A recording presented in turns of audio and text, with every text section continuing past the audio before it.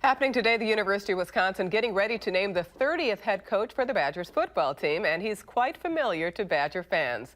News 3's Jo Ola is live at Camp Randall Stadium with all the details. Good morning. Hi, good morning, Dina. And Paul Chryst is in Madison. Now, we've heard that he is the considered the number one pick by Barry Alvarez to fill that head coaching position for the Badger football team. Now, Wisconsin Aviation said that Chryst touched down in Madison Tuesday at 4 o'clock. And on the schedule for today, this Wednesday, the UW Board of Regents has scheduled a teleconference at 5 o'clock to discuss that position. And then at 6, the university is planning to hold a news conference at the Nicholas Johnson Pavilion. But with me now is Jim Rutledge. He does the pre and post game for Badgers with ESPN Madison. So Jim, thanks so much for being with us here today. Yeah, thanks for having me this morning. It's an exciting time. Yeah, for a lot of folks today. But so we've heard a lot of talk about Paul Chryst coming to Wisconsin. What are his strengths? What are his weaknesses that he would bring?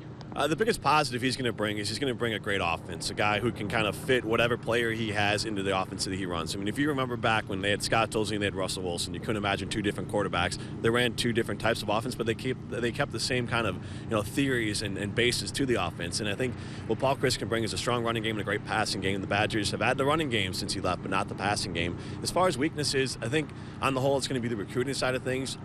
He's more of a salt-of-the-earth guy, and usually you view of a great recruiter as someone who's dynamic, who can go into that living room and own the room. I've never obviously been in that situation with Paul Chryst. That might be his weakness, but he's bringing the right guys in. He understands that he can bring in guys who can kind of, fill his weaknesses. And considering, so he worked offensively here at UW. At Pitt, he is the head coach. Is there any concern about him holding the head coaching position here?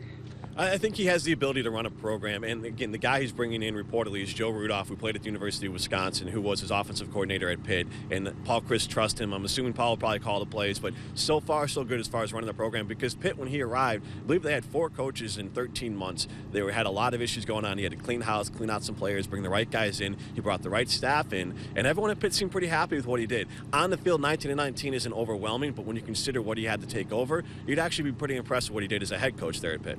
And he's in a good position coming here to UW. Yeah, I mean, a lot of great and talented players currently on the roster. Some good guys maybe coming in as well. Plus, Wisconsin has that winning tradition. And let's be honest, they're in the right side of the Big Ten, being on the west there. It's a little bit easier to get to that Big Ten championship game.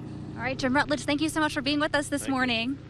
All right, and of course, we'll be covering this developing story throughout the day. You can check for any updates on the air or online as soon as we get them. And Dina, again, an exciting day for a lot of Badger fans. Oh gosh, very exciting. It was all a buzz last night on social media that he was actually spotted at Ruth Chris having a steak dinner. Oh, really? Yeah.